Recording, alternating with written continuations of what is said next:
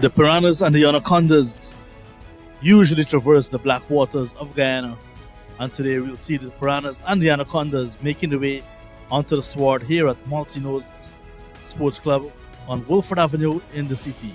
That's the matchup for you today, ladies and gentlemen. Welcome to Guyana T10 Blast. Big game in front of us. The Piranhas against the Anacondas. News from the middle. The Piranhas won the toss, and they're going to be batting first. Remember, it's 10 overs aside. Conditions are picture perfect for cricket, as you're seeing on your monitors. Lovely conditions. Nice breeze this afternoon here at Malteenoes. Good sunshine as well. And the players are getting ready to take the field. The umpires are there already. Umpire Moses Ramphal and Ingram Johnson, the Berbice duo. John Ramsing here alongside Naim Chand as the Esquibo Anacondas today. Captain Anthony Adams. And familiar names there: Abdul Ramsami, Alvin Mohabir, Bruce Vincent, Kevin Bodie, Kwesi Mickle, Quincy Sampson getting an opportunity today, Kumar Torrington, Raymond Perez, Thaddeus Lovell, and Ushadeva Balgobin. And they're coming up against a side that has been informed. The Piranhas, led by Veersamy Pamal, and a host of spinners: Garfield Phillips, Krishna Singh, Nigel Deodat, Quinton Sampson, the X Factor. Raji 5-1. Good to see Ricardo Peters getting a game as well. Ricky Sargent maintains his place in the team. Sigar Hitaramani, Suresh Danai, and Tejaran Chandapal, the international player, rounding out to 11 for the Piranhas. The Piranhas are batting first in a game. They say that they want to bounce back to their winning ways. Look at how it's set up. The Anacondas are way up on top with 10 points from their 5 games. Piranhas sitting in number 5 with 4 points from 2 wins. They really want us to get back to their winning ways, take down the Bulls, Jaguars, who are ahead of them, and the Caimans as well. So Naim Chan, it's beautiful conditions here for cricket, and 2 teams that are looking to continue with their upward momentum. But in terms of the Piranhas, the Anacondas are right up there, top of the points table. Good afternoon, Naim. Yeah, it's 2 competitive teams. There's no doubt about that. But whether the Piranhas, they're way down at the bottom, whether they can climb, they have not been acclimatizing themselves with this format of the game.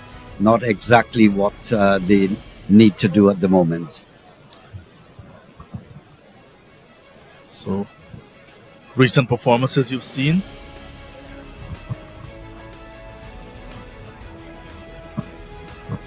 Ricardo Peters, yes, Gibeon,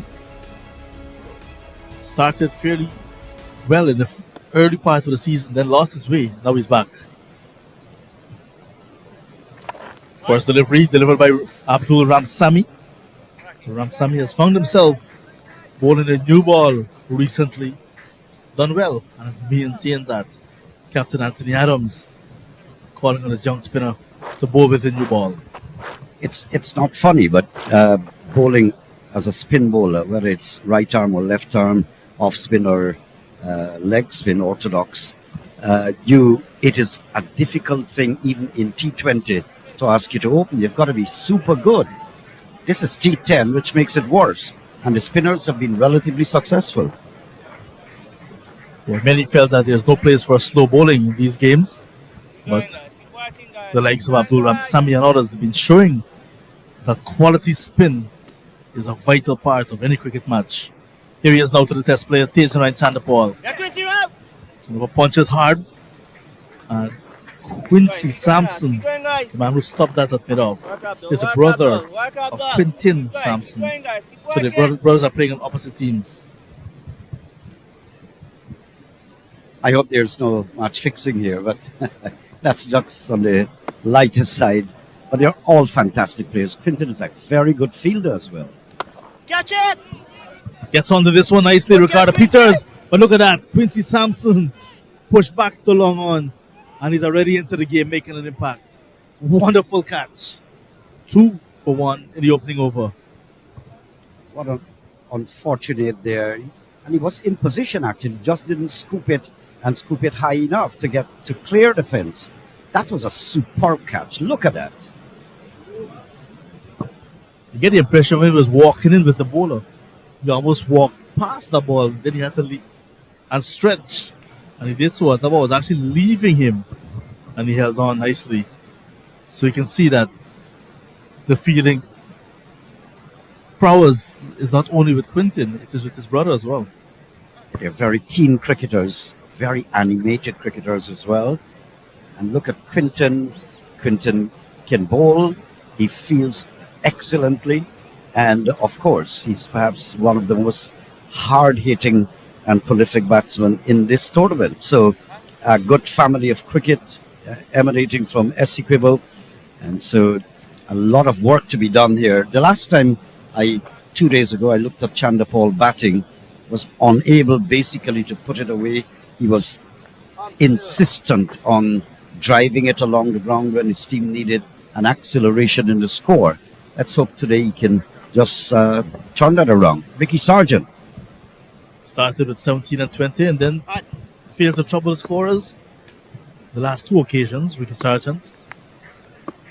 So he maintains his place in the team. You want to repay that now. Repay the faith in the selectors. No foot movement again. That's the familiar way of Sargent handling these bowlers. Just plants his feet and let the bat do the rest. He's not even bending. Just now he was standing straight.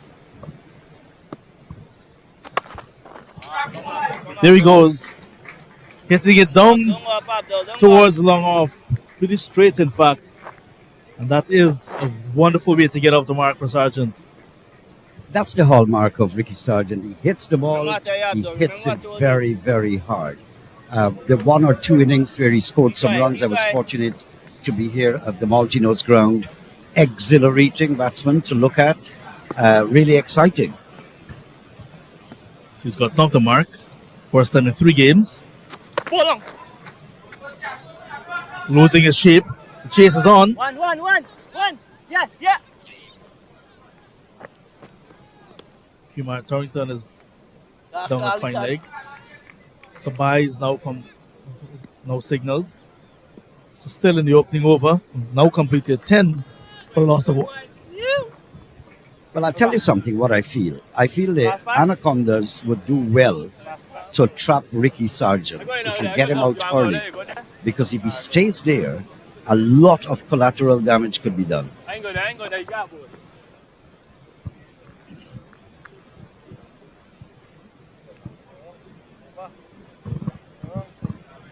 Recent results, let's go Jaguars today. Defeating the Demerara Hawks. Demerara Hawks yesterday afternoon got the better of the Pitbulls in a very good game. Likewise, the Anacondas won their last game. So this really is a nice match that is set up on paper at least. Piranhas want to get back to their winning ways. They just have 1 win. 2 wins in fact, so they're on 4 points. Kwesi Mickle has been a good servant with the ball for the Anacondas, especially with the new ball. First game got that 3 for 22 and didn't look back since.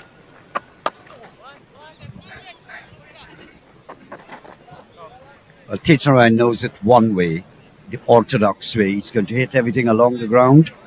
I'm not certain whether it will pay sufficient dividend, because you can hit it all along the ground, have a decent score as well, but you can take all the overs to make 15, 20 runs. So that's something I know is on the front burner for Tage. He's an experienced batsman and, of course, technically right to make that adjustment. Mickle among the wickets this season. He's going around the wicket to the batsman, the left-handed batter. Sargent stands tall. Stands as fixed as the Northern Star, actually, like a piece of wood. Not bending, not crouching.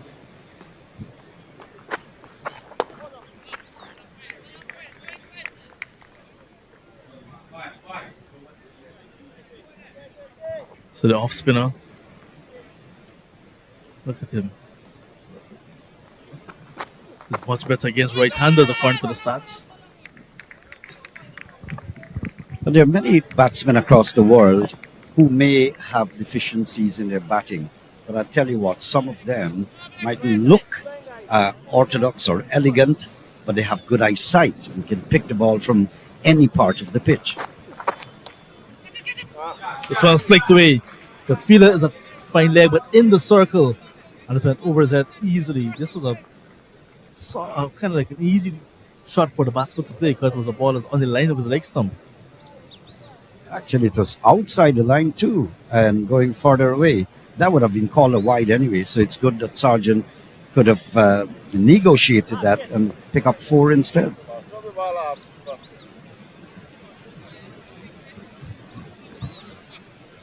Mickle with 8 scalps already in the tournament. Do not want to be bogged down and roughed up. Half-hearted appeal. But now this tournament has certainly come alive. You're seeing teams consistently now getting 90 plus scores.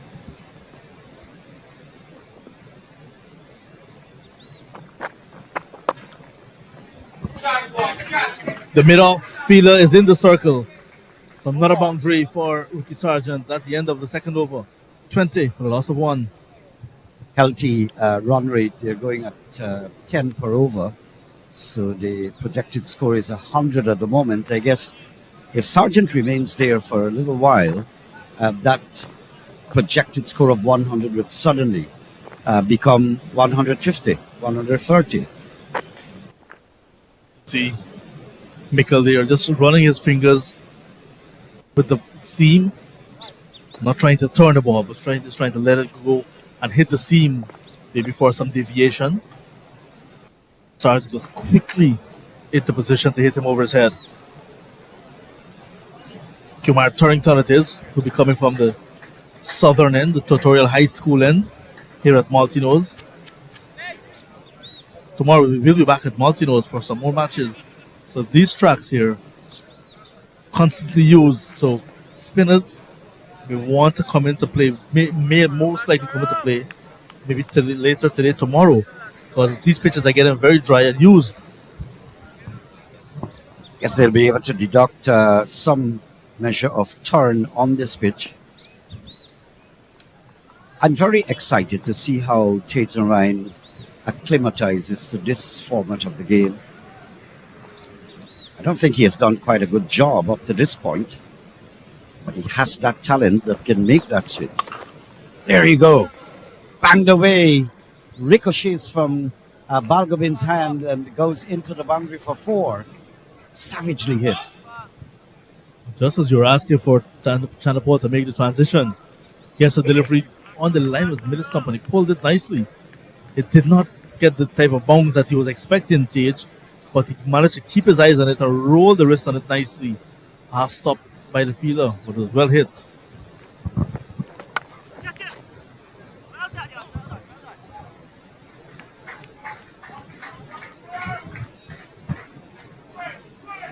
Now we want to look at this again, much closer. Bat, left hand, chance. Difficult one, however.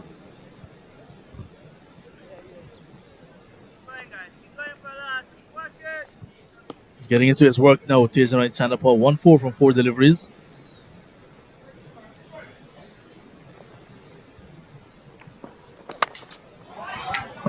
Slight shimmy, and here's this one over the side screen down towards the southern end of the ground. That is a big shot.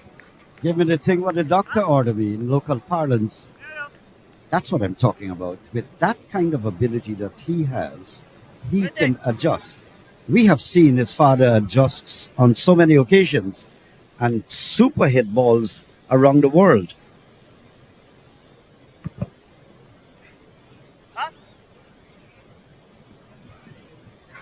Lots of balls lost in the school compound. I suspect the fielders should be on that side of the area. Kumar Turrington against left-handers has an average of 28. Against right-handers, just 10. Turrington, the man from DCC, Denmark Cricket Club.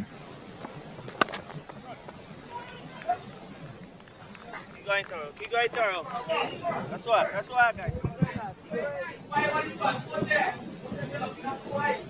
You feel that Chandapal pretty much asking the other batters to bat around him. He can hold innings together, but in 10-10, both batters have to go. You don't need time to settle in at all. Because what one end achieves, you dilute it after that. So it's very important. Risky. Nice shot. Finding the gap. It goes for 6. Looks like Naeem Chan in full flow. Yeah, it made that look so easy. Right off the middle of the bat. No big fancy stroke. Look at that. Straight off the middle. Wrist. And it's sailing over the mid-wicket boundary. And this is exciting stuff. I like this. 1 4 and 2 6s from the 7 deliveries faced. Only today, ICC and Cricket West Indies releasing the official anthem for the World T20 coming up. And in the music video, you're seeing Shivnara and Chandrapop prominently in that video alongside the likes of Chris Gayle, Usain Bolt and company. Yeah, well, thanks a lot. I received it at my studio. I was to ask you if I can actually play it because it probably was not officially released as yet. It has. Yeah, today is the official release because tournament is now 1 month away. Official start date. Look at this wagon wheel so far for Chandrapal. Down to long on, then 2 over mid wicket. So he's been favouring the onside and then hitting from the northern end, hitting with the breeze as well. And that's why he's getting that high percentage scores in the onside. Turrington looking to finish well. Catch it. Not today. That's a good shot. Flat batted, back past the bowler with disdain. 20 runs in the over. 3 gone, 40 for 1. That's a broadside. Really a broadside. In Guyanese parlance, we take a cutlass and we broadside you. That means striking you with not the sharp part of the cutlass, but the whole full force of the entire blade. And that was a broadside. Came down, and that's separating a big man from a little boy. Now you look like an international player.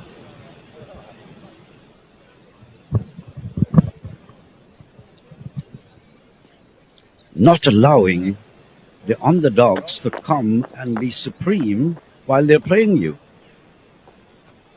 Really fantastic. 22 of 8 only. Abdul Ram Sami having a torrid time. 4-6-6-4. 20 already off the over. 21. Talking about the West Indies and the official anthem for the World Cup. Tomorrow, Friday, they'll be having a live news conference from Barbados. For those of us who are not in Barbados, we'll be joining them via Zoom. So that link has been sent to our telephones where we can actually join the meeting via Zoom. And at that news conference, they'll be releasing the official squad for the World Cup, West Indies side. Big shot down the leg side. That's sailing away all over the place. That must have cleared the fence and gone into the transport ground, I'm not sure. Trifle short only. And Sargent hits it so hard. That was not short. It was not a savage shot. He just came back and helped it along. Nice shot. Look at the high-rise buildings now. After a quiet start, well, not quite in total sense, just 10 runs in the over, but a third over 20. And that set things up nicely. Momentum now with the Piranhas. You'll see their bowling lineup. You can say maybe slightly one-dimensional. But their batting is their strength. And this is Ricky Sargent clearing the field at long on as well. Really savage shot. He doesn't have to make a big swipe at it. He times the ball well. Went very, very high in the air. So they have let loose. They have cut loose here. Almost 50 in just over 3 overs. That 6 actually brought up the 50. Right there. They're going to settle on 1. Raymond Perez there just playing a little bit of cat and mouse. Hoping the batters will come back for the next run. So the partnership as well. It's a good partnership between Sargent and Chanapur.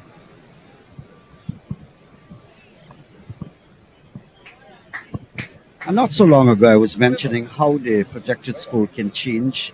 One time it was below 80, and then suddenly, and I talked about the same figure 150, 151. There it is, the projected score. Big drive, but almost carrying towards mid-off. Appeal for a run out. Is Ricky Sargent out? But there's an appeal. The umpire is not giving a signal. I tell you what happened there, Naim. Sargent was struggling. The keeper collected the return, and when he was looking to take off the bails, he missed. And when he got eventually to take off the bails, Sargent got in. Look at it.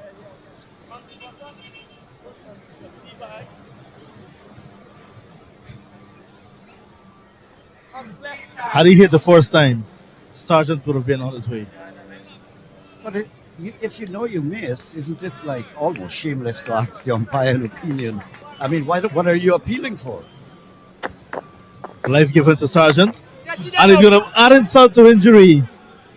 Another big hit onto Thomas Lands. Souvenir galore for the compound on the other side of Thomas Lands.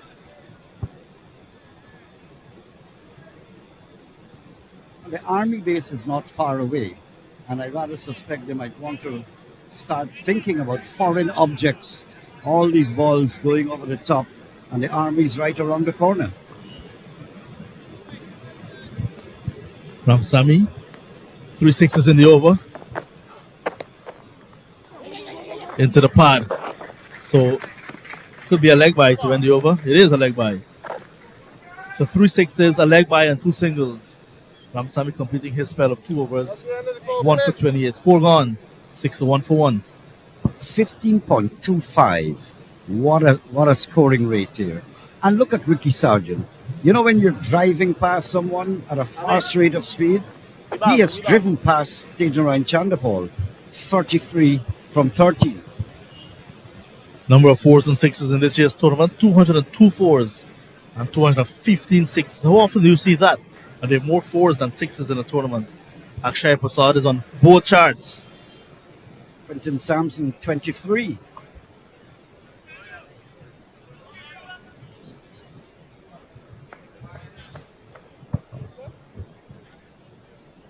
Out of the blocks in a hurry. Ricky Sargent's wagon wheel for you now. It is likes to go down the ground. And that pull shot towards square leg was savage as well.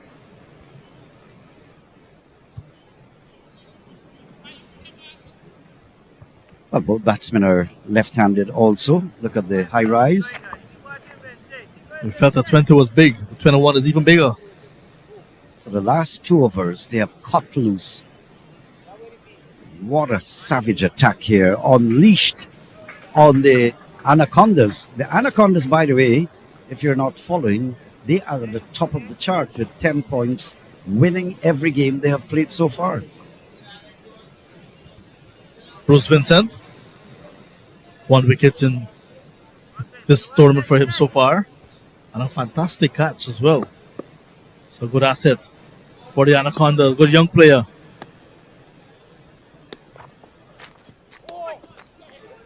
Look at the inward movement after pitching. I'm wondering to know if it passed through the stumps without taking off the bails. Look at that. For sure, cutting Sargent in half. Extra bounce. Took it over the stumps. Not a coat of paint. Vincent's from a village called Warramuri in the Northwest District, Santa Rosa, or the Maruka sub, if you want to call it that. And there, the cricket field there, just the center is hard. Everything else is sand. Thick edge. Quincy Sampson again. At short third man. That one flew off the edge. Chandapur went hard to a wide delivery. And Quincy Sampson made it look so easy. Chandapur goes to 23. Second wicket going down now in over number 5. 62 for 2. Look at this catch. I wouldn't be surprised if this is adjudged the catch of the tournament so far. He took one just a few overs back. I thought that was good. This is better by far. What a superb catch. 23 from 10, 2 fours and 2 sixes from Tejan right. Chandapal. You want to see that catch over and over again. Wide delivery. Chandapal went hard at it. Got the the top hand coming off of the bat. Look at that. Kept his eyes on it. And then one hand holding on. Quite an athlete he is.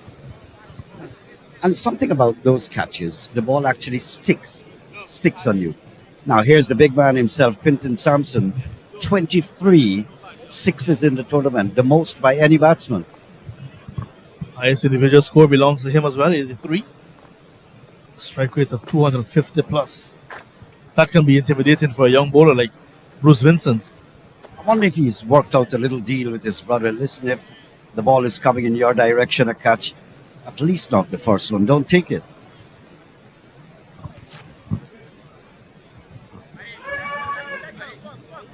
That's his current form, 48, 83, 38. Fantastic tournament.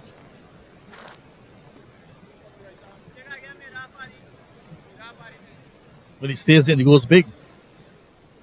You also see on that graphic a single and 0. So it's either he gets you or you get. If you don't get him early, he gets you. That's the thing with the Pirahnas. They've got a few dangerous players. And the two most dangerous, they're probably at the wicket at the moment.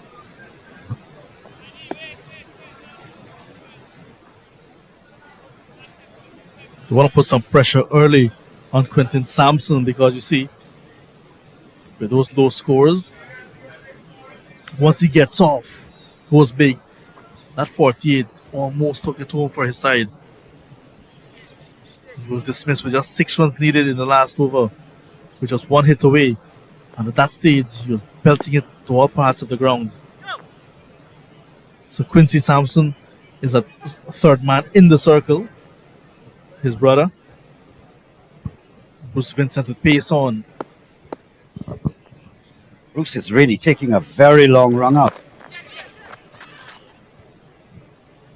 The top edge and will not carry the hand. Fielders behind the wicketkeeper in the circle. One of whom is his brother. You had to qualify that statement now. It went way over the head of both of the fielders, Torrington and Quincy. Really slid off the bat, the blade of the bat, made some height away from the two fielders. His brother is at a short third man, and then that guy on the other side is down in the fine leg boundary. The longest run-up we've seen in the tournament belongs to Bruce Vincent. No wonder he's generating this amount of pace. The big appeal, umpire not interested. July collects. Leg by. Pace is up for Vincent. I'm wondering whether it's putting pressure on the umpire. I mean, there are some cricketers square of the wicket like cover point and appealing for an LBW. Sergeant 4 sixes and 2 fours. Looking to get on with things now, Ricky Sargent. You want to take the responsibility because you see Sampson not middling just yet. That one is a savage hit again. It's traveling. It has wings. It's gone. 6 more. This guy is a respecter of no one. Both of them batting in there. Sargent has very good eyesight. Both Sargent and Quinton Sampson. Not be the most elegant or orthodox batsmen in the world, but they have that kind of eyesight. They pick you up very, very early. Just standing tall and delivering. Not crouching at all. Oh, that was pitched up. A dot ball to win over number 5. 10 runs conceded.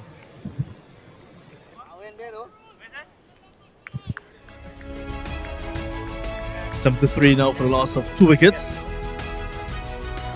Piranhas won the toss, lost Ricardo Peters very early for a single. Then a nice partnership between Chandapal and Sargent got things back on course for them before Chandapal was dismissed, spectacularly taken a short third man by Quincy Sampson off a very quick delivery from Bruce Vincent. The other wicket taker, Abdul Ramsami, who got Ricardo Peters in the first over. Mickle 1 over none for 10, and Torrington 1 over none for 20, the other bowlers used. And following a script, maybe, Anthony Adams, the captain, now coming into the attack. As well, Inderjeet Prasad now coming into the commentary box. Inderjeet, a good position so far for the Berbice Piranhas to be in. 73 after 5, a position of strength. As you can see, the catches in this year's tournament, it has been pretty good. With Jeremiah Scott leading the way with 7 dismissals, followed by Thaddeus Lovell and Savory, 6 each. Rampatap Ramnot. You see, those are the players that are in the high traffic areas. No doubt they have lots of catches under their belt. Hello, Inderjeet. Hello to you, John. Yes, the Piranhas, they're sitting at the top of this match so far. Pulverize the bowling, these two, Sampson and Sargent, and it's going to be difficult for the Anacondas because these guys are hitting from both ends. But this man, Anthony Adams, he can change that. He's sly, he's cunning, he's an excellent cricketer.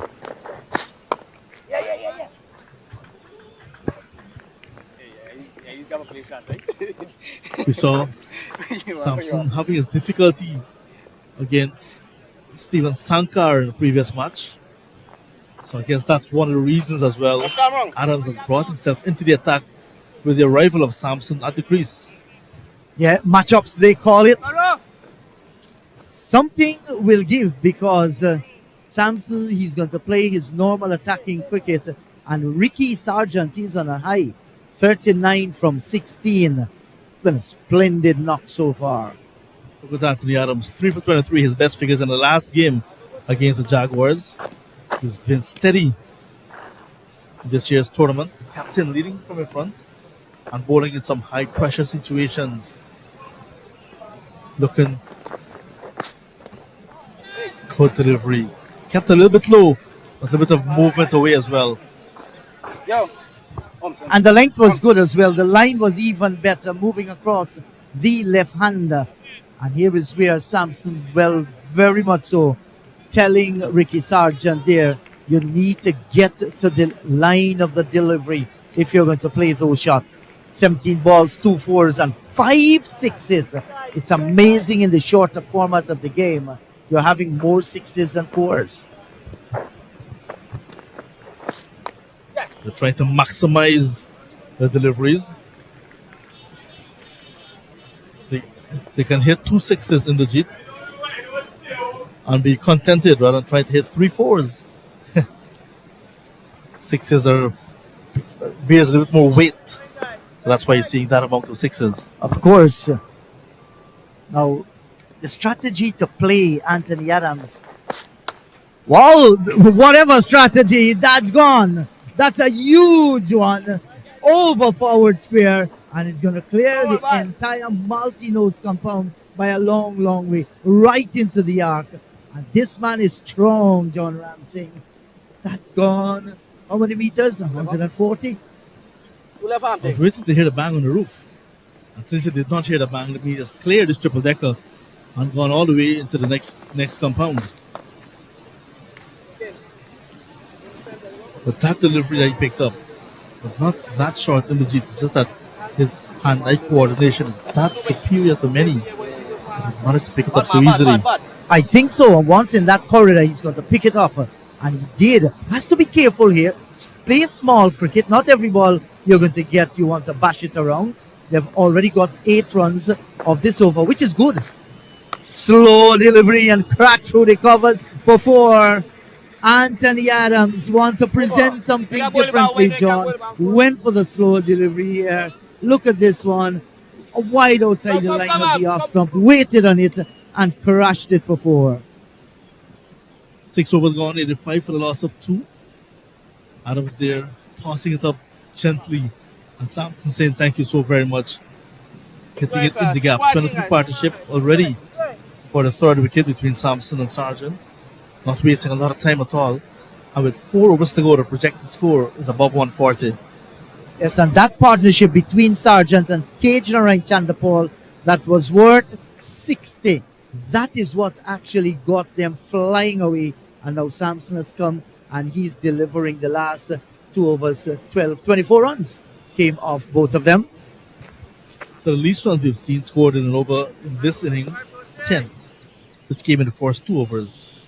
After that, 20, 21, 12, 12. So lots of action. Bruce Vincent looking for further success. He's getting this ball to move in the air in the Jeet. And after pitching as well. This is clever. He has something in him, Bruce Vincent. Yes, very, very impressive. You might go for 6s, you might go for 4, but the basics there. I think he has developed a little bit extra pace in the last couple of months. And you're right, John, getting that ball to swerve away from the left-handers outside the line of the off stump. We are watching a good talent here. He can only learn from the opportunities that he is being given. Sargent making some adjustments to his gloves.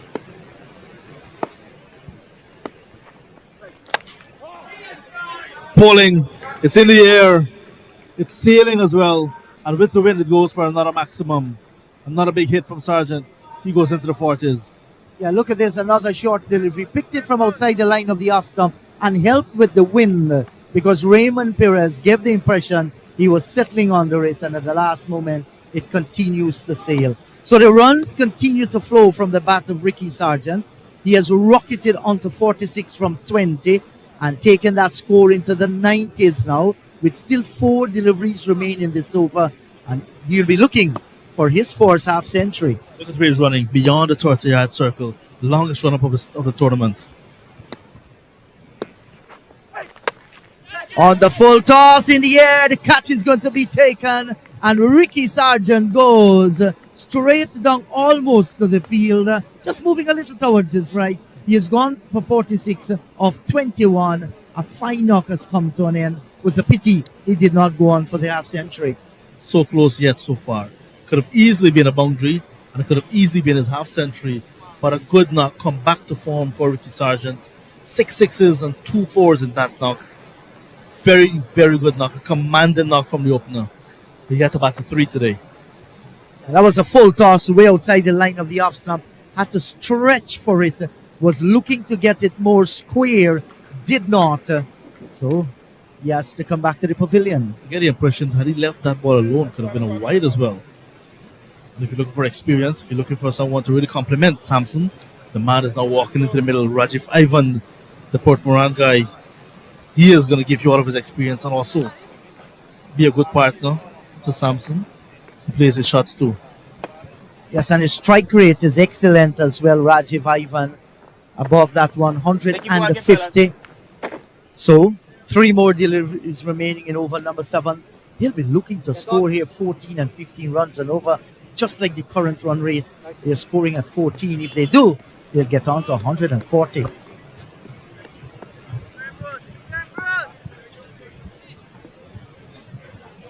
Dot ball, 6 on a wicket.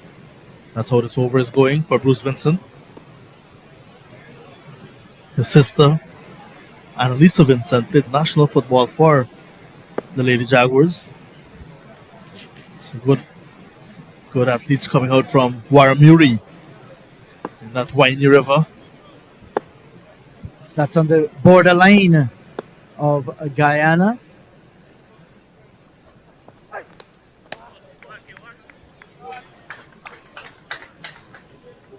I'd love to see that again. Might be a bit harsh, but do remember he gets the ball to move exaggeratedly after pitching.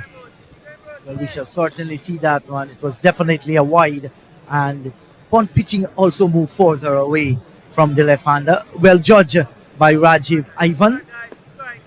And with him, if he begins to connect, and the way Samson is going, they can go a long way close to that 142 or even further showing on the screen. This time it's within that white line. His brother as well, Nico, is quite a star himself. So 3 There are three of them, Annalisa, Bruce, and Nico, all into sport. Yes, sports run through the blood of that family. Waramuni, you said? I've got the correct pronunciation. Muri? Waramuri. Yes, John himself, with a touch of Amerindian in him, will know that language.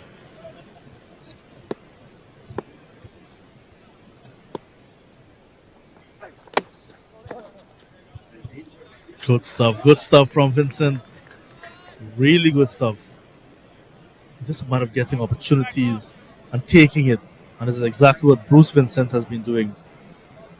Yes, and it's amazing to see the talent around Guyana in the hinterland area. I think once they're given the facilities, the opportunities, we are going to see more and more of the likes of the Vincents coming through in whatever endeavor in sport that they want to do. But, I remember that drawing so very well. Thick sand, white sand as well. It's difficult to look at when the sun is hot because of that reflection coming back into your eyes. And when the sun sets in the afternoon, laden with young ones from the Waramura community, the village comes out. Football, cricket, volleyball, 7 on, 93 for 3. Yes, and Highest score of the tournament, the Damara Hawks, getting that against the Caimans, 148. That was a few days ago at Metamirzorg. yeah, lusty hitting there by Quinton Sampson, who is out in the middle there. He banged 83 runs, still remain the highest individual score. Ricky Sargent 46 from 21, Chandapal 23 from 10, a partnership of 60 between the two, and Sampson 15 from 6. Bruce Vincent 2 for 18. Those are splendid figures. When you look and see what has happened to the other bowlers, he will take that at any time.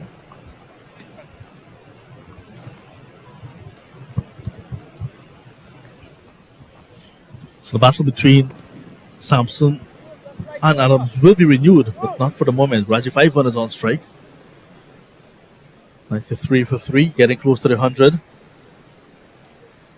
That's a single from 3 deliveries face. It's much better than that, we'll see. Pulled away, forward of square, and it goes into the Transport Sports Club ground and onto their playing field. And let's watch this one here. It was a short delivery, and there for the asking. And Rajiv Ivan, with all his experience, he knows cricket. He's not going to miss out on that. And like you rightly said, another one into the transport compound there. So good start to the over of Anthony Adams. Single away from the 100. The Burbis Piranhas. Get! Will this be the 100? Will this be a wicket? So single. So the 100 on the board now for the Piranhas. Coming up in over number 8. And we're seeing teams scoring, John, 100 and more frequently now. It didn't happen at the beginning of the tournament, but as it progresses, you're seeing that these guys are getting accustomed, they're understanding T20 cricket, and the scores and even the chases are beginning to be much more better.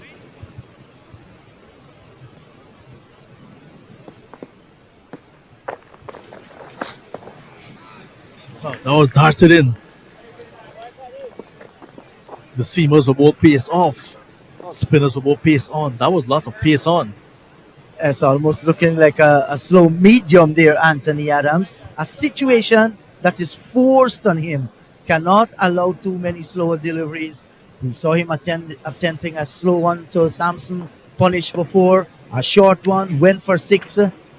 So maybe he's thinking the quicker one might be the ace one. He followed that one. Umpire saying exactly that. It was delivered outside the mark, but the batsman was not in his crease.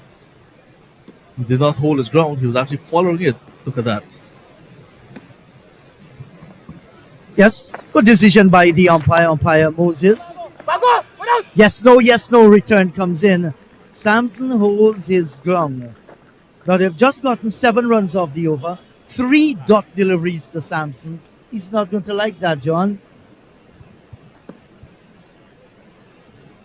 What we want to do is get Ivan back on strike because it seems as if today is not his day. But he guessed that he's just one hit away from exploding again.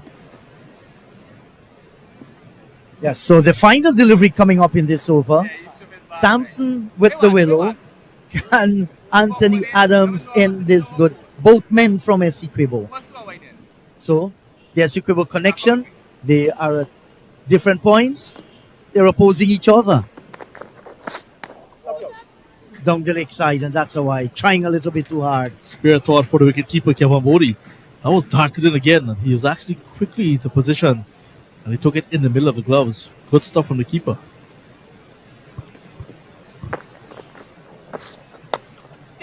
Get! Again, he attempting that slow delivery outside the line of the off stump. Lobbing it up to Samson. Samson has had enough. Hitting him out of the ground again. Yes, look at this one. Way outside the line of the off stump. Picked it up, and FL Sports camera for one moment was in danger there, John. Just hitting below that on the side screen. What a fine way to end the over. It's 8 overs gone. It's 107 for the loss of 3. Samson goes on to 21 from 10. Rajiv Ivan is 0 on 8. Has the fastest 50 in the tournament. He got there in just 14 deliveries. Will not happen today.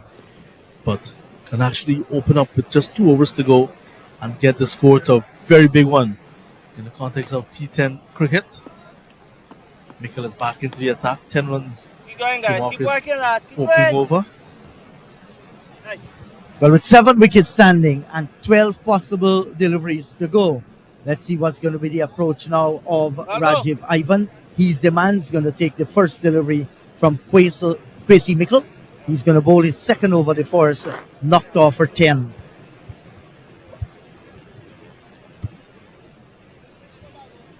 Yeah, 9-7. Ushar Dave Balgobin coming off the boundary, and he's coming inside the circle down at short mid-wicket. And now we see the cover going out towards the boundary. Extra cover going there. So they've given Samson here the opportunity to go back. In fact, the left-handed Rajiv Ivan to go through the covers there. Maybe bowling outside the line of the off stump with the cover coming a little bit further to the right. Has an opportunity to bisect the extra cover on the cover as well.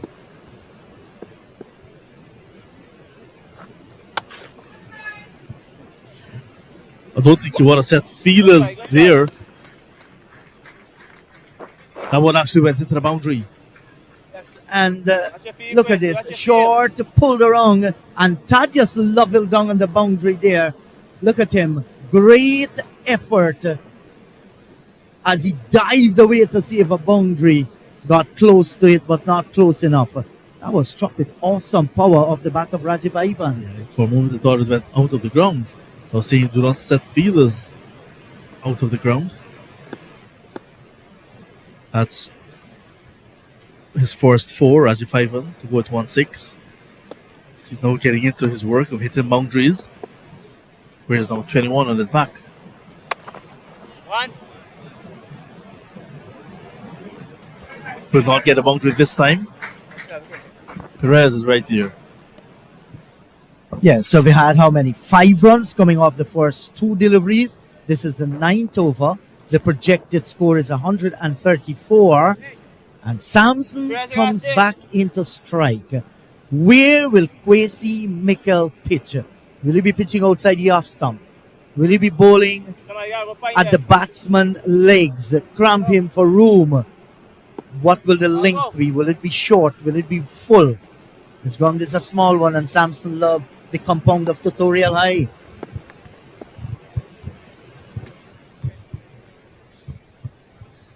Holding his base there, Samson. Firm base. Look at that left foot already out of the way. This time it eludes the wicketkeeper. The fielder short third will not stop it either. Extras contributing to the total. Yes, and that's Kevin Bodie behind the stumps there. So the runs are coming, and they're coming in old fashion here at the moment. And just trying a little bit too hard there, Kwesi Mikkel. Looking to get it into the pads, straying down the leg side. 1, Vinci, 1. Vinci! Bruce Vincent is at mid-wicket. A slight fumble. And now they're taking the second one. Look at his stance, the batting stance of Quentin Sampson. Open up stance already. Doesn't take a lot to clear that front foot. And smashes this one out of the ground again. Yeah, John, that was a sweet shot. Well played. Right into the corridor. And he picked it up. Look at him taking the left leg, opening up the body, giving himself the room, getting under the delivery, and delivered. Superb cricketing shot.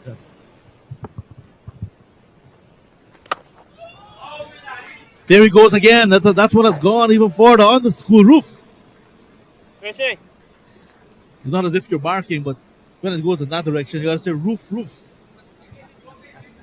Yeah, a great shot again. That's power plus Keep power. going, guys. Keep going, fellas. That's why, guys. Amazing. That's I've seen power shippers come to Guyana, John, with some extra power. I think it's going to deliver some 32 megawatts of electricity. Samson is rivaling that at the moment. Look at the velocity of those shots. Mikel into the pad and it's flicked away magnificently. That's the end of 9 overs. Look at that. Very expensive over coming to an end. 30 coming from it.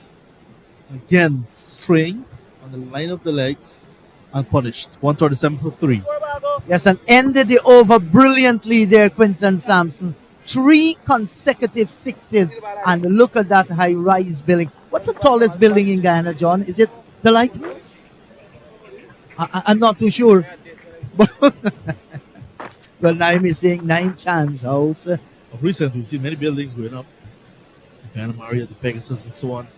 Yes, very big. So that lasts over 30 runs. The biggest of them all. So they're on course, you can say, in the G for 150.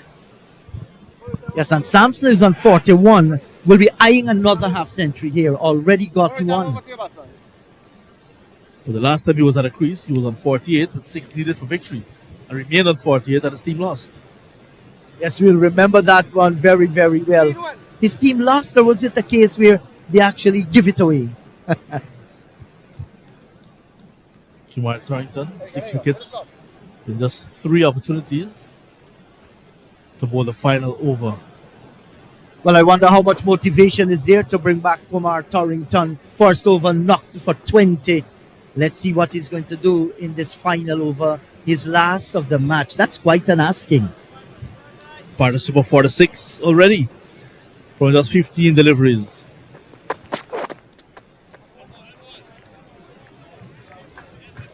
I don't think it's a fact that because he went for 20, they were not going to bring him back. They want to bring him back because of pace on in the last over. Some teams we've seen making a little bit of a judgmental call and bringing spin on the last over, and they've been traveling. Yeah, so Torrington will feel a sense of relief. They're looking to be cute. Rajiv Ivan didn't make any contact. Big swing of the bat. Get the single. I think that's the call from the spectators. Stay there. He's on 41, looking for his 50. Can they get up to that 150? The projected score is 148. The highest score of the tournament is 148. The Caimans got against the Hawks, whereas the Piranhas, their highest score in the tournament is 143. So both of those records are in sight. And I always say records are made to be broken, except for the birthday boy, 400. It takes someone to really go on and go berserk to get 400 in the test innings. Happy birthday again, Brian Lara. That was something else. And he actually got a 500 in a county match in England as well. Who's going to ever get that?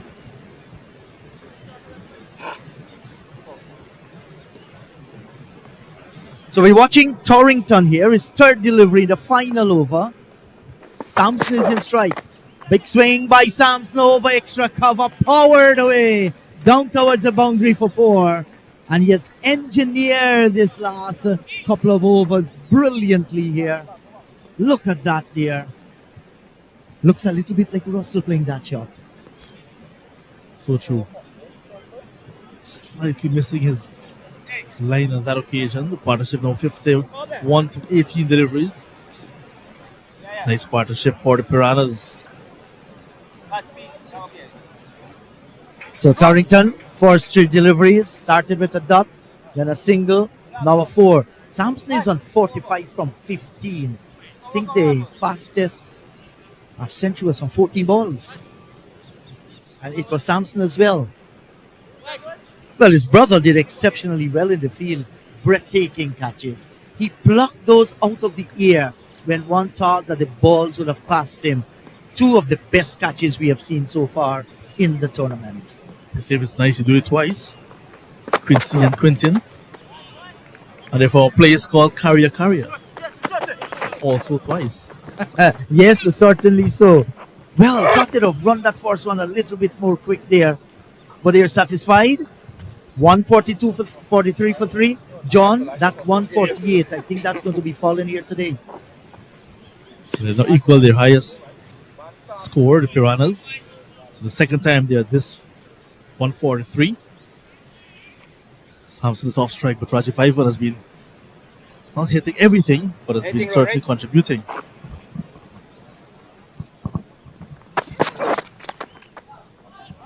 Locked away. Vincent does well. Picks it up on a half volley. Moving as well. Good stuff. Yes, 144 for 3. And there are 2 targets in mind here. Quinton Sampson on 46. Will be looking for that half century.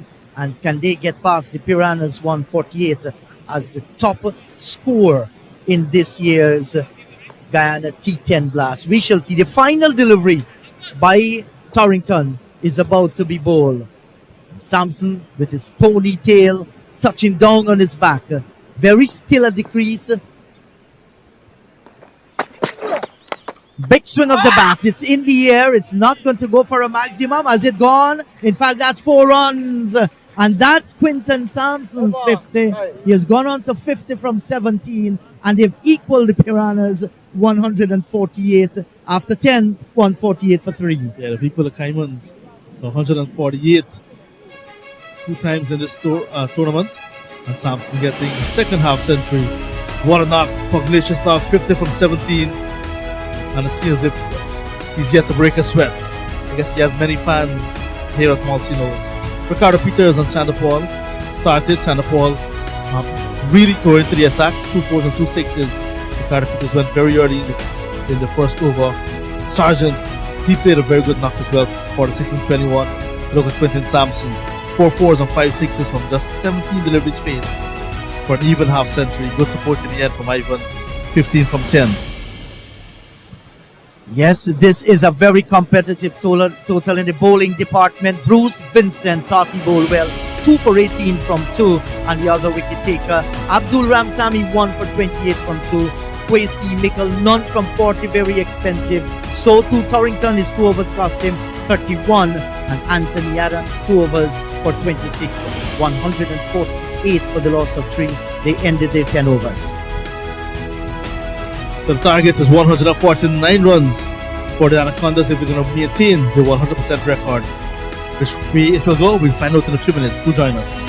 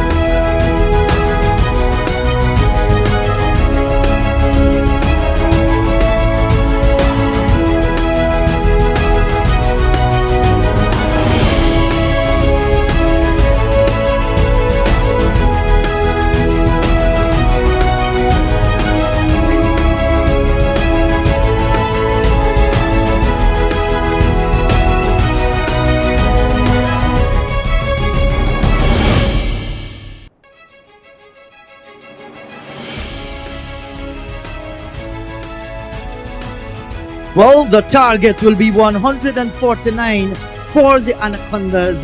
They have played unbeaten in this year's tournament. They're at the top of the table, 10 points from 5 matches. But this score of 148 is a very, very challenging target.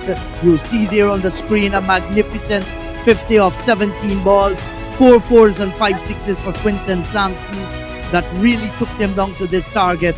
But that partnership of 60 between Tej Narain, Chanda Paul and his counterpart has brought them into a real competitive position. 2 for 18, Bruce Vincent, top line, medium fast bowling, 1 for 28, Abdul Ramsami, the wicket takers. With me in the commentary box is Naeem Chan. Naeem, 149 for the Anacondas to get, played unbeaten in the tournament. What do you think are their chances? I would have gone home actually if I was, especially an opening batsman, the top order batsman. This is a real difficult task. You're asking someone from ball 1 and over number 1 to score about 15 runs per over consecutively. Daunting target to want to try to overtake, but it's a game of cricket. The bowlers didn't account for themselves as well as they should have, and no doubt the batsmen really enjoyed a good knock. So let's see if this is going to be the highest run chase to win a match here. First delivery, Balgobin awaits Suresh Danai and he's in the air. That's gone. That's bang. What a start. 6 runs right into the slot. The sweet space where he wanted it. Oshardev Balgobin. Suresh Danai. Look at this one here. That's a maximum. Great start. This is a disrespectful kid. And I don't mean that in any bad way. Very disrespectful. This is not the first time he's hitting a boundary the first ball he's facing. Well, Danai didn't get a chance to bowl in the last game. He's been given the ball force up and he's driving at this one. Sampson's after it. Look at that run and pick up and cock the arm, threatens to throw. You can't keep the Sampsons out of the game. Absolutely. They're cricket fanatics. The energy they display. Super. Yes, Kevin Bodie has now come into strike. And let's see, yesterday played a good little hand as well, Kevin Bodie. A few 6s and a few boundaries. Already this is a good start, but they have to maintain the momentum. There should not be any lull whatsoever. He started with 8 2-0s and yesterday scored 23 here. Well, if he's to find his form, he's got to do that now. Yes, and when he's on the go, he hits the ball crisply. He's a good player. Will it be the Kevin Bodie that we know here today? Short, he's going after his man in the air. Good judgment there by Sampson. Waited at the last moment to ensure he didn't overrun the ball. I'm surprised because judging from his character, I thought he would have been plunging at that one.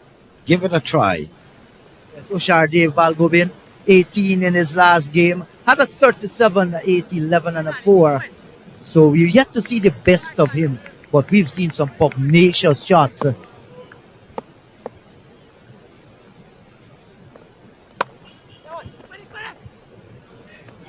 At this time, diving effort took his eyes out of the ball. Quinton Sampson and allows the second run. So 2 more. Very good start to the over. They've already knocked off 10 from that required 148. So that, as I mentioned, they know that they have to keep abreast with the actual run rate.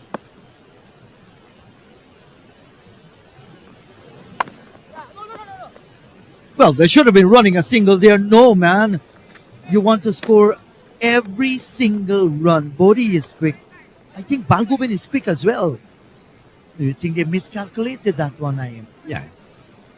Balgobin is quite like what I may describe as a hustler because he's chubby, but he moves very quickly.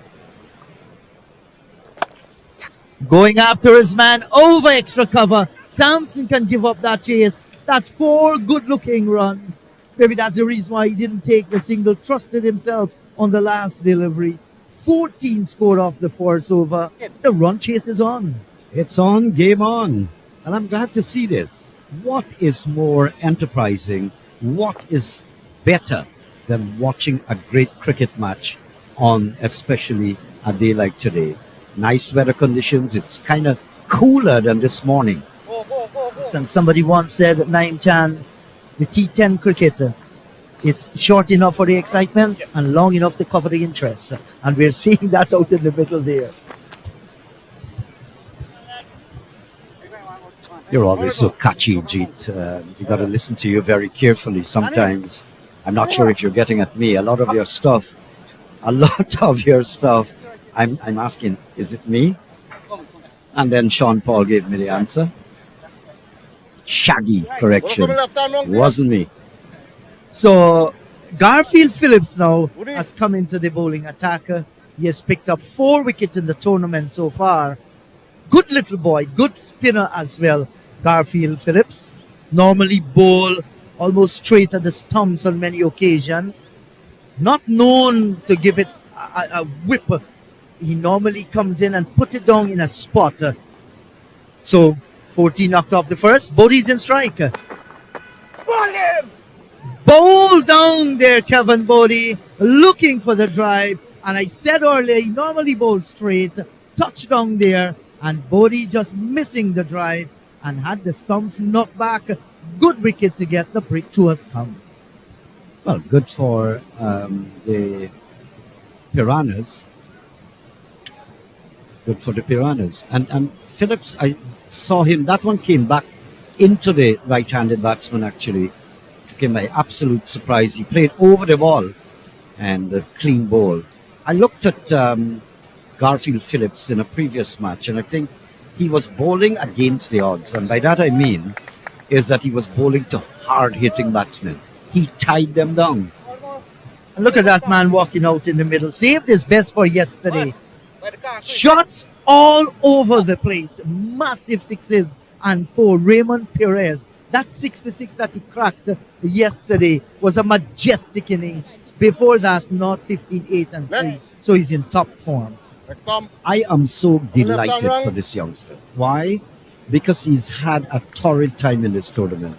He has been unable to put away the ball. I'm delighted and glad for him that he's finding his form. Yes, and forced delivery. It was dying on him, but Raymond Perez got it in the middle of the bat down towards wide mid-on and gets a single. First delivery is off the mark. Next up. Coming left arm wrong to you. I guess this kid can be more than, 18, 19? Ushadeva? Somewhere there. It's like he's above the 19 mark, Ushardev Balgovin. But he behaves, he's very matured in his behavior, his conduct, and very, very jovial. He's always laughing. Yes, a jovial fella. I think that's a good word to describe him. It's broad smile on his face. Friendly individual. He hits a cricket ball with a lot of passion. So, here is Phillips, the ball to the left-handed Ushardev. Swings it away over the backward square and away to the boundary for 4. Well, this is the man who we've been talking about with his smiles, his friendly attitude, but hitting a cricket ball, lots of venom. His timing is excellent. He's actually casually turning that ball around and hits it with a lot of power. So his timing is excellent. I said earlier that he's a highly disrespectful kid and meant in a nice way, satire. But he also hits the ball tremendously hard. So Phillips tasted victory with a wicket. He's going after his man. Shout of catch it. A diving effort down at extra cover. And that's, Nigel Deodat. Let's look at this effort from Nigel Deodat in the air. And let's see, puts in the dive and just couldn't come up trumps there. Was difficult dying, hitting the ground actually before getting onto him. Give him 100% for effort there, Nigel Deodat. Perez, technically sound defensive shot. Left the bat sweetly. This is how he started yesterday, getting a few touches. And after then, all hell broke loose. Glad if he does it again, just for the sake of good cricket, from an individual perspective. Get back! This time, a little tap into the onside brings Tejner and Chandapal into play. They get the single. 2 overs gone. 21 for the loss of 1. Just 7 coming from that over, and a wicket as well. Fine over by Garfield Phillips. Well, the score should have been reading almost 30 because of the asking rate, the required run rate. Suraj Danai, none for 14. Garfield Phillips, 1 for 7. The 2 bowlers used so far. Let go Ivy. And I saw Perez gently just pushing it around for at least 2 or 3 deliveries. Are you staying in, guys? They Are you would staying have in? to have an understanding out there if Perez will give more support to Usha Deva, let him go after it because he seems very capable. Nothing different, buddy. Yes, and Raymond Perez, love that little width outside the off stump. Can go over long off, over extra cover. Those are favorite positions that he likes to hit the ball while we're in the 4 overs power play. And he's one of them that can go over the top. Might be targeting those positions from the off spinner Rajiv Ivan. So he has to be careful where he pitches. He's a seasoned campaigner. Good to see him back into cricket. Oh, yeah. Well, many of these shots are not going to work. Casually, this is about ball number 4. I'm seeing that Raymond Perez is gently moving it around. Let's hope that what is happening here, he suspects, or let me say I suspect, that he's rotating the strike, and that's very important. And the required run rate, look at that, 16.21. This is what happens when you're chasing down a large target. You have to keep abreast with that required run rate, or else you're going to fall behind. And when you fall behind, the asking rate becomes, that keeps climbing all the while.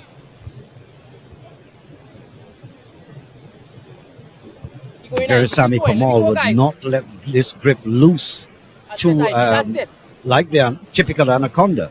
When they grab at you, they're going to keep drawing. And Verisamy Kamal has got that skill as a captain. Now this is in the air, and he settles and takes it. That's a good catch by Suresh Danai.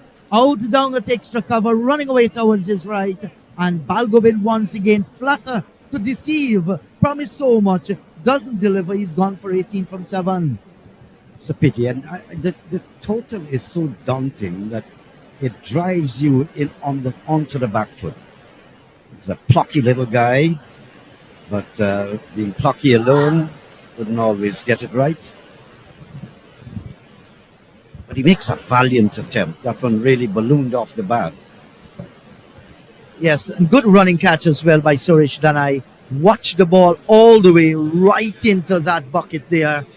And he's gone. So for the trouble here now for the Anacondas. They haven't lost a game so far. And now they're changing the batting lineup. What the situation requires.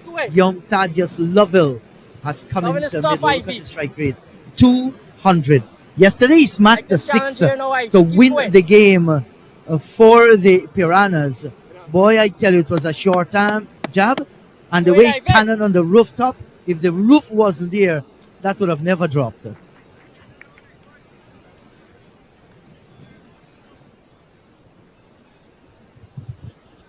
2 wickets is a lot to have lost in over number 3.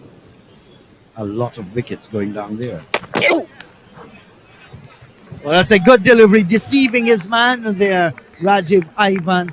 Quicker through the air and flatter as well. And he's looking to drive on the up. Just missing the edge of the bat, luckily for him. At the end of this over, the score should read 45 if they're keeping abreast with the required run rate, because that keeps increasing all the while. Catch! That's going to go all the way for 4. Straight down the ground. That's good, And Ivy. even the likes of Tage and Ryan can't get around there in time. Tage is orthodox. He's coming in Not bad, Ivy, not to bad. orthodox mid-off. That's good, That good, was buddy. struck between Tage and the bowler. Keep going. Had no chance. Yes, and this is how Thaddeus Lovell will play from here on. This is his game. He understands the expectation. He's a very elegant player when he connects. That's out of the ground for sure. All the way, tutorial high. Good afternoon to you. Here I come. Yes, backing himself there, Thaddeus Lovell, for the power shot. Picked it up beautifully, and it has gone a long way once again. And this is the way this youngster bats. And look at it now, 32 for 2 in over number 3. The required run rate is still above 16, however. Get, Manny! Look at Tage Narayan trying to negotiate that. That's a majestic offer. Couldn't get around in time. Big distance had to cover. And look at the run here from Tejarai Chandapal. Never at one moment let go his eyes from the ball. Chased all the way there. Great effort. Couldn't get there. And in the end, the ball went away into the boundary for 4 runs. But a productive over. You look at the Piranhas, 148 for 3. Samson 50. Sargent 46. Tejarai Chandapal 23. 2 for 18. Vincent 1 for 28. Ramsamy. Mikkel none for 40 from 2. Very expensive. Algobin 18 from 8 for the Anacondas. Lovell 12 from 4. Perez 3 from 4. 1 for 7. Phillips. Ivan 1 for 13. 3 bowlers used so far. Philip Naim is going to conclude his second over, starting over number 4. This is a nice battle, isn't it? Because Garfield Phillips is a very intelligent spinner. But to survive in these circumstances, you've got to be as good as you can. And Perez scores a single off his first delivery, giving the strike to Lovell. So at some point, Perez himself will have to go after the bowling as well. It's a kind of game where you have to get runs from both ends. You do not want to leave it to one fella. We have seen so often when you do that, you end up losing the game. And you must indicate intent. I'm not seeing intent, like wanting to drive expansively. They're gentle shots, just pushing. It was a very good delivery by Garfield Phillips to the right-handed Lovell.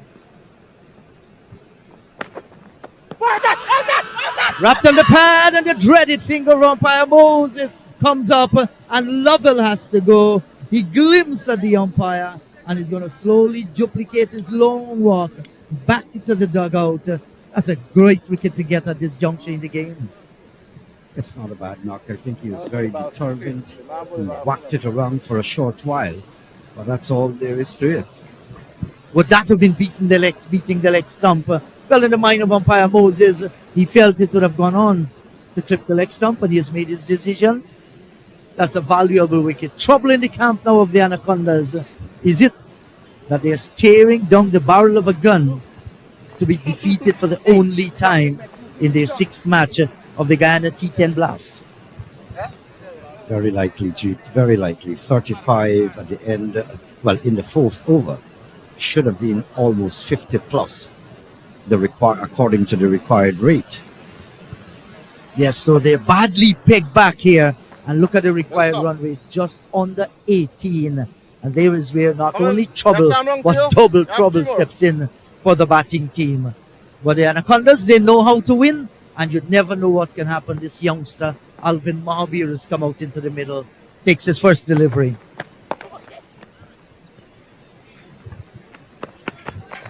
Another one gently pushed into the field. So it's the intent, and you've got to get the capacity to show that intent.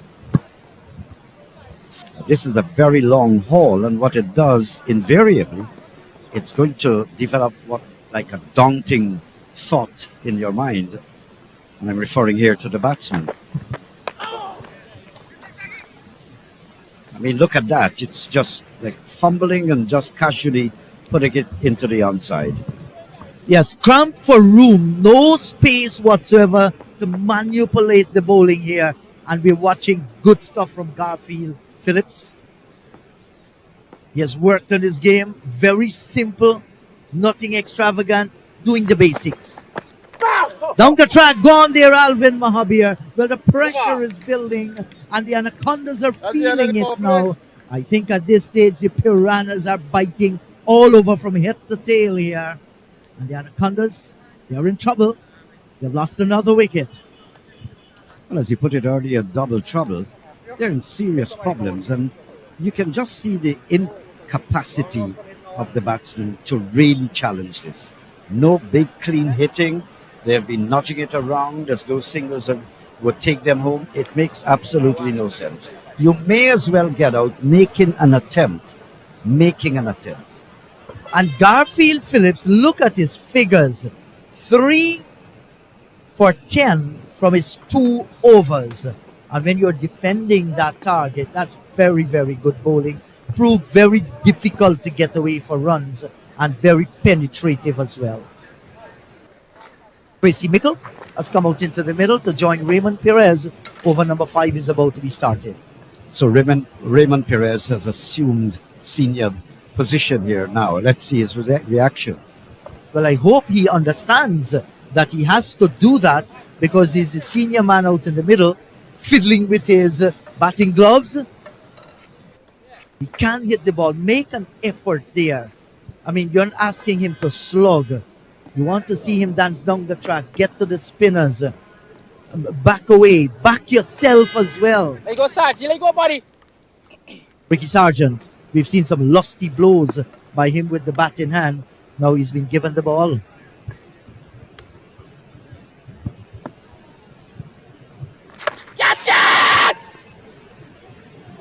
Danai coming in is not going to get there. Well, he struggled to get back onto that one. Any semblance of power he was looking for, he lost that. Spent a long time in the air, but Suresh Danai was way out on the boundary line. Nowhere he could have gotten there. Well, this equation is just forming, and you're seeing it actually, the intricacies of the game.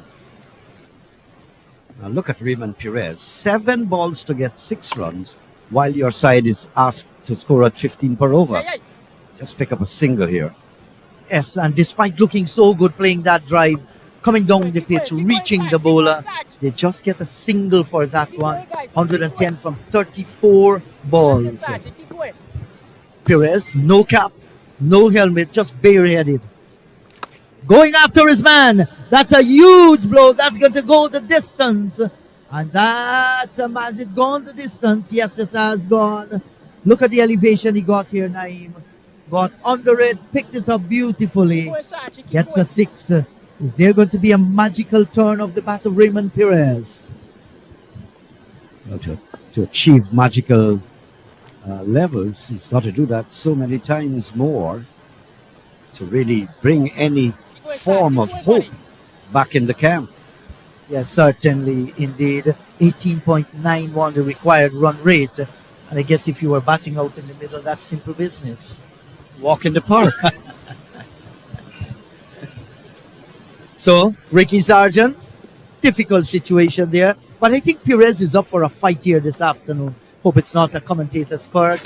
Going after his man in the air. Nice check shot. And just getting the single, however, here. Realizing he wasn't getting to the pitch of it. Just holding back the shot a little. Didn't went through. Realized what happened when the first one he faced went high in the air. This is a lot of pressure. It's pressure, pressure, pressure. To the third power. Not that guy. Don't take many chances with him. Look at that, Naeem Chan. From where? From all the way down. Do not take chances with the Samson. Hello to you if you're viewing us from Caracarea. Yes, Quinton Sampson has been majestic out in the field. Whether he's fielding with a bat in his hand, batting, he's always there. Now he's bracing the fence and just comes off. Perez is going after his man. Back past the bowler. Well, that's gone for 4. Not good enough from Suresh Danai. And that's dangerous. You don't want a hard ball to cannon into the shin area there. So he ended nicely with a boundary. 5 overs gone. 51 for the loss of 4. So the 50 coming up in 5 overs. Just imagine how daunting it is. You've got 51 in 5 overs, but then you've got to reach 149. That's like 2 more 50s at least.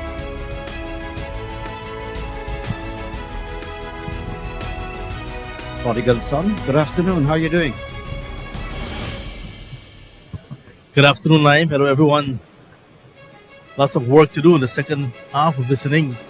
Samson, the only one in 100 plus club. Akshaya really making a name for himself in this 10-10 format. Phillips and Ned making some moves on Permal now. Good stuff. There's no standout player really. Everyone really putting their hands up.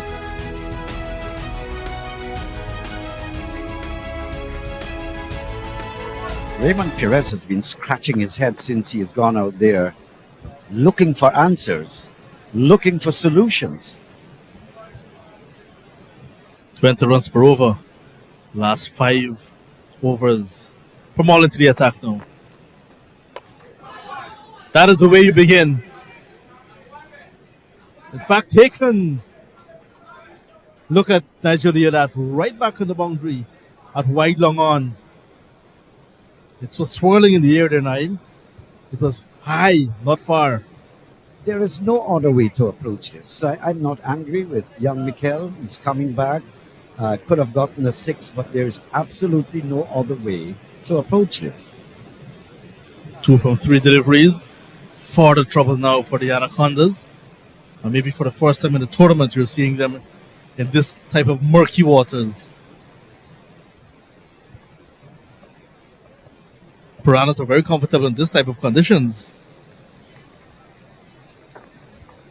Well, talking about conditions, it's really gorgeous. The sun is not streaming down in all its glory today. Cloudy conditions and a nice, vibrant breeze, Atlantic wind coming across the ground. Yeah, all you need is a hammock. You can really enjoy these conditions. Anthony Adams, captain, with lots of work to do.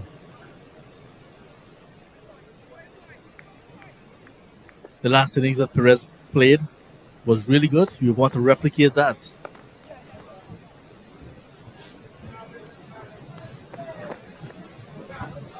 Is it passing the baton on to Perez? Now you come and I think you can do it better than I do. Come 1-4 and 1-6 so far. We need lots more of that. Raymond Perez. If they come back from this one, from this position, if the Escribo come back from this position, I would say give them the trophy one time. It's difficult for that to happen. As Jeet would say, not impossible, but highly improbable. Not with the kind of bowlers like Veerasamy Permal around.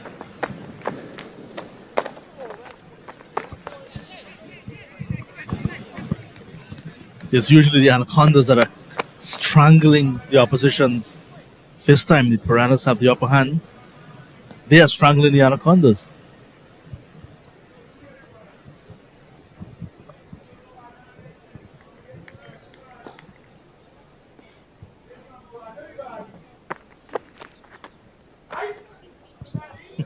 Losing his shape.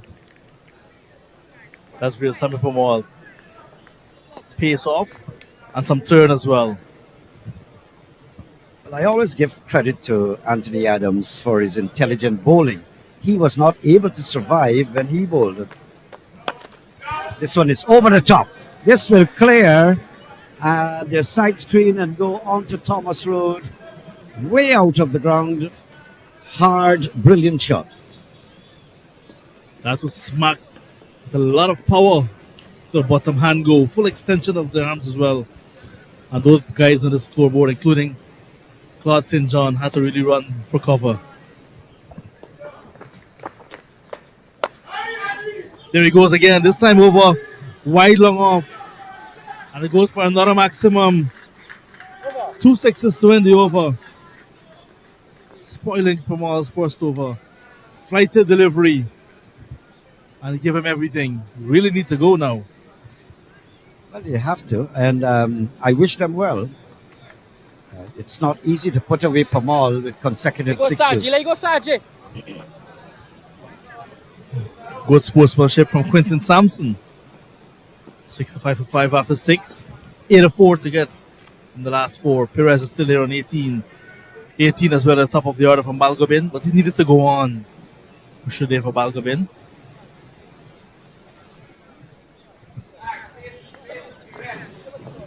Hit a 4 to get in 24. 21 runs and over. I don't seem to understand Raymond Perez's conduct. The bowler has the ball. This is not happening for the first time, and you're fidgeting with your glove. 40 runs in the last over. Back up. The Piranhas wouldn't mind a single. Keep going. Yeah. Not bad. Keep going.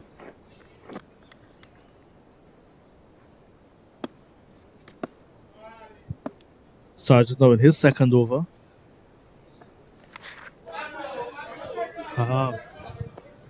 Pace off is going to run away as well. Runs. Well, Adams at least is injecting a small doses of adrenaline, so to speak, like if he's had a shot of steroid somewhere.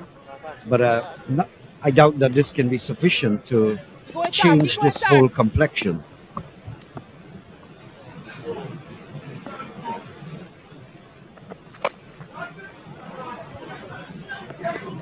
That's along the ground, not in the air. Diving over it, we get 4. I run past the ball, buddy. Consecutive 4s now. Opposite parts of the ground as well. Keep going, Tar. Keep He's going, covering buddy. some good distance. Then almost, overran it actually. Quinton Sampson.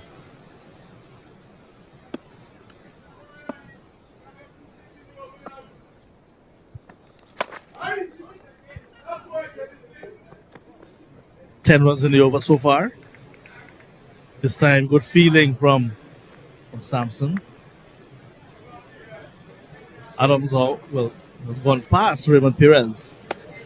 Keep going, Tar. Perez on 19 from 12. Adams 22 from 7.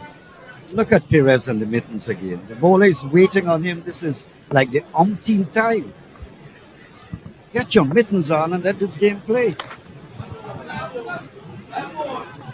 The call is 2. Which is staying onto the ball quickly. You're on the 19 off spinner. Keep going, Tar. Keep going. So good support in the field. One misfielding we saw from Sampson in the over. That went to the boundary. But good support otherwise. Last ball of Sargent's spell. Last ball of over number 7. Black. Half stop by the bowler. So 12 runs in the over. Not anywhere close to the 21 that was needed at the start of the over. 7-2 to get from 18. 7-7 for 5 after 7. Well, at least Anthony Adams is making a valiant effort. He's putting a lot of effort. Insufficient maybe, but we'd have to wait and see about that. But they need to accelerate from both ends, John. It seems as though Adams is taking on in its entirety this upsurge in scoring. And I wish that Raymond can also find his rhythm and help in the acceleration process. Sixes race by far. Quinton Sampson leading that one. 28 sixes. Next highest is 13 from Akshaya and Alex Algu. While Akshaya is leading the 4s race.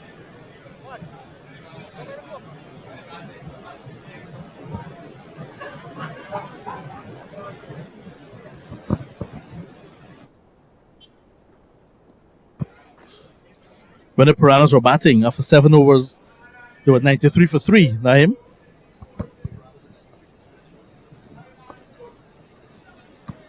Well, look at that.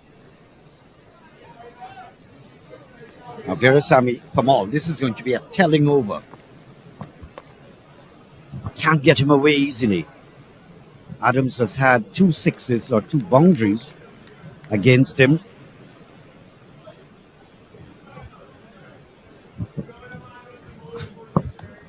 Overs in hand, Danai,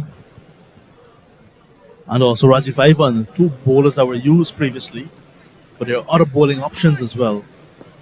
There's Nigel Diorat, there is Krishna Singh. Full toss. Fielder coming around. Quentin Sampson, he's not going to drop those. Kept his eyes on it, had to stretch. And without diving, pouched it nicely. That's the end of Raymond Perez. He's gone with his mittens. 20 from 14, 78 now for 6. A valiant little knock, but simply was nowhere close to what is required.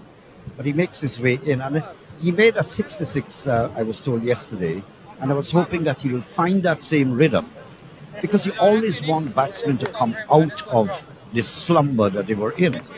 And it's good that he got that score yesterday, just unfortunately he couldn't find the same rhythm today. Hey, G. Hello to the Naim. Scoreboard pressure. That's the reason why they're struggling at 78 for the loss of 6. We're in over number 8 at the moment. And it's very difficult for the Anacondas to really come back in this game. I don't think they're going to win this. The required run rate has gone above 26. It's going to be real difficult for them to do it from here on. 100 and how much they made? 148. And that in itself created the pressure. Samson, that's Quincy Sampson, the brother of Quinton Sampson. So Quincy and Quinton can't stop the Sampsons. You see the both of them taking catches? These brothers are brilliant. I wonder if Quincy can repeat the damage, collateral damage that his brother inflicted earlier on. Well, he has a chance with the bat in his hand, and I would have loved to see Quinton running into bowl to Quincy. That would have been fun. But it's Virasamy Pamal, and he's a big piranha out in the middle there. Bowl down, stomp rock back, and not emulating the other Sampson. Quincy has to go, and it's all falling apart here now for the Anacondas. Have you ever had the chance to read the book Fall Apart? Not at all, and I'm glad I didn't. Yeah, one of the books that our children writing literature here in Ghana for CSEC, they have to read.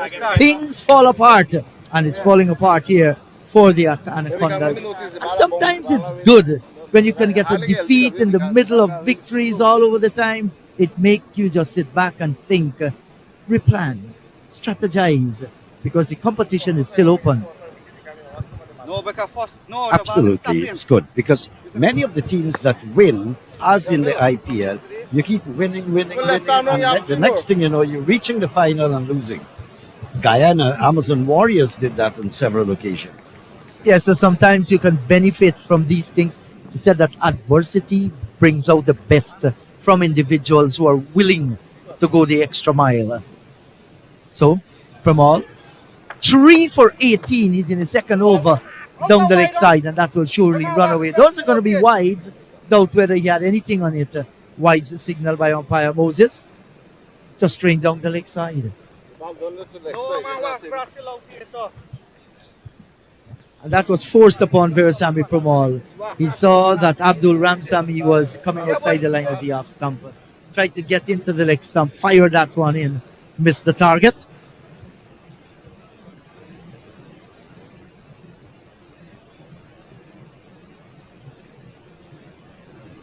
Yes, sir. So, this is still the gentleman's game. He's having his boot repaired there. Abdul Ramsamy. So no matter the passion of your team winning out in the middle, there's always time for good, friendly relationship. Wrapped on the pad, how's that? And he's gone. That's the 4th wicket for Virasamy Pamal. He has taken 4 for 23 so far, and still the over has not been completed. 86 for the loss of 8. Well, it's just not falling apart. It's been torn to shreds at the moment. I think that ball was almost like a Yorker. He didn't actually move his foot, and he was struck right up there. So appears from here that it's quite a decent decision by the umpire. Thank you for the glass of water, Dr. Ronaldo Magarel. It has been a little bit warm inside here. Some ice cool water can, suiting to the palate, Naim Chan. Change things around. So, Anthony Adams is still out in the middle, and the skipper, of all people, will know the pressure as Torrington settles to take his first delivery from Virasamy Pramod. Will he pick up another wicket? Big swing, wrapped on the pad. Half-hearted appeal here. The keeper was going up. And Virasamy Pramod just cooling it down. He knows he has picked up 4 scalps. Look at this one. Good decision by the umpire, slanted down the leg side.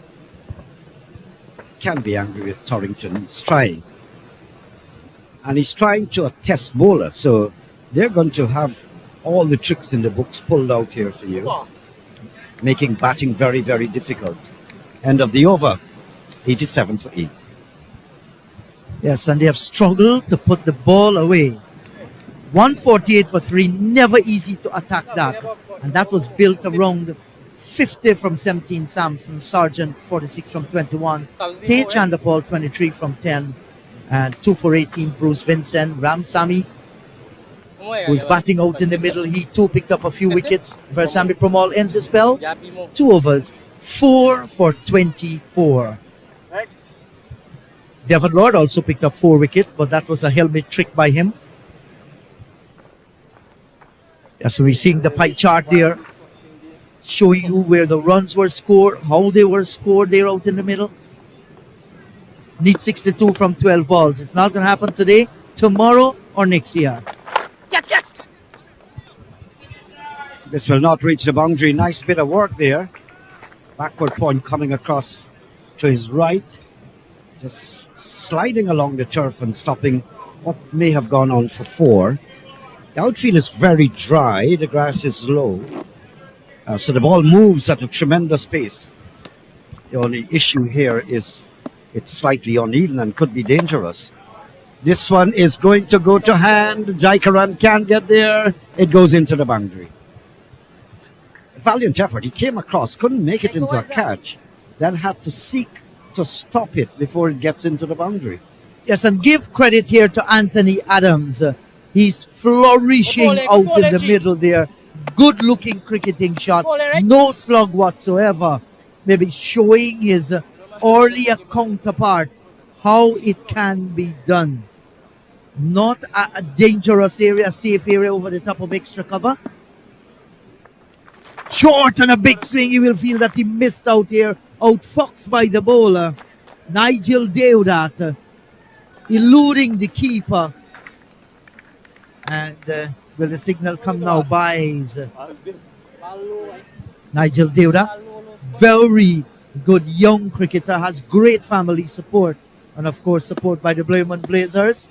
Shabir Baksh and his teammates. That's short. It's in the air. Has he gotten enough? The catch is taken down out on the boundary area there by Tej Narayan Chandapal. Stood it tall there, Tej. Judged it well. And a brave little knock has come to an end. Anthony Adams, 28 from 12. As to come back, the score is 94 for the loss of 9. Well, the Bible says, G, too late shall be the cry of many. This is simply too late. Valiant little knock there from Anthony. Good as usual. He puts everything into his game. Just wasn't enough. From the beginning, it wasn't enough. It was a big score asking, batting and chasing that. I mean, it's difficult. We had seen 80 plus runs difficult to achieve here. Chasing. They did not get the start that they wanted. And that agony prolonged until now. Certainly, you're right about that, Naim. Never easy to chase down these large scores as Bruce Vincent comes out into the middle. Diving effort here by Nigel Deodat. 100% effort. Couldn't get there. And he's enjoying his cricket here. A little smile on his face as well. Just the single. Nice, elegant shot. Just a single. That's right, Bruce. Enjoy your few deliveries there and look good. Torrington taken on the pad there. Goes away into the onside field. Can't score. Quicker delivery through the air by Nigel Deodat.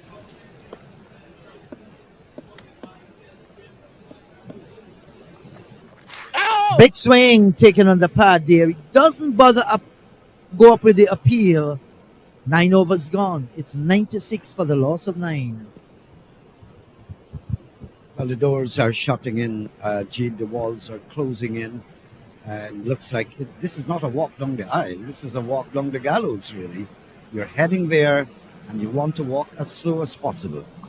Yes, and 6 deliveries, all it takes to bring this agony out in the middle by the Anacondas to an end. They've been completely outplayed in the batting department. Outplayed, outfoxed, out everything.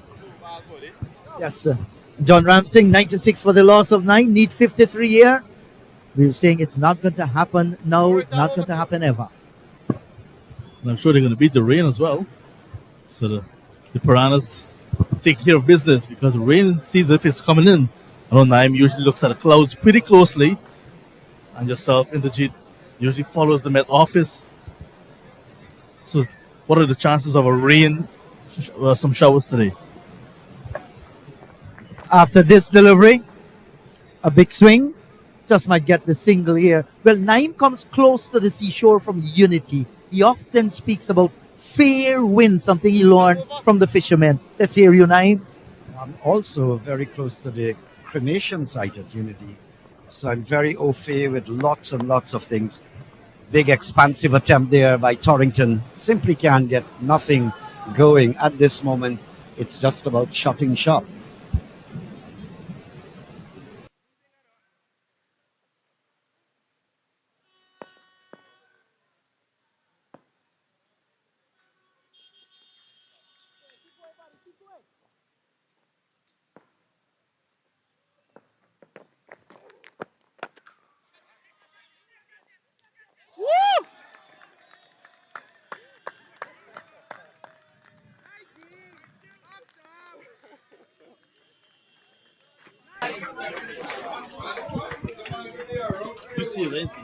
Yes, Naim, when we thought that Quinton Sampson would have taken the best, look at Nigel Deodat there. My goodness, and the catching continues to improve here. I thought for once we only see it on television coming from Asia or different parts of the world, but right here in beautiful Guyana, Bruce Vincent went after his man. Look at this, Nigel Deodat from the Blairmont Blazers.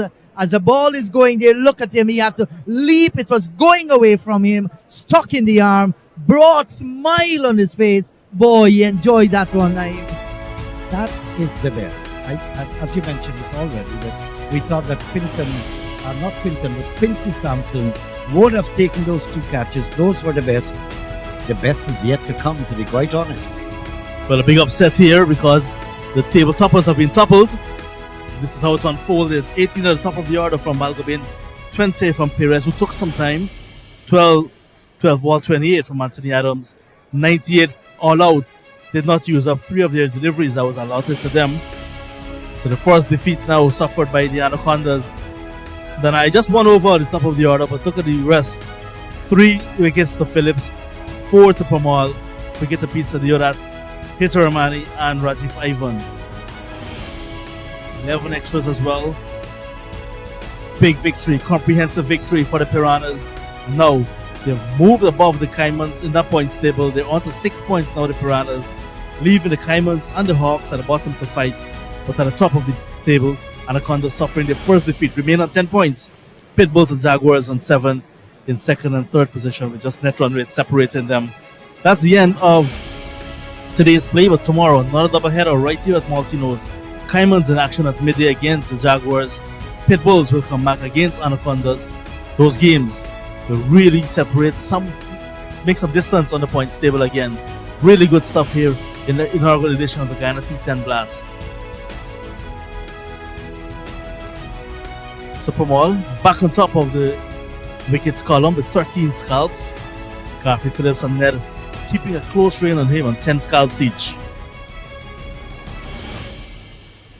Anacondas in a huddle. No doubt we want to regroup and come again. So that's all she wrote for today. So tomorrow we'll be back with 2 more matches, another doubleheader in the city of Georgetown. It will be a classic Friday. On behalf of Indrajit Prasad, Naim Chan, my name is John Ramsing. Thank you for your time today. On behalf of the technical team, do enjoy the rest of your day. Till tomorrow, goodbye.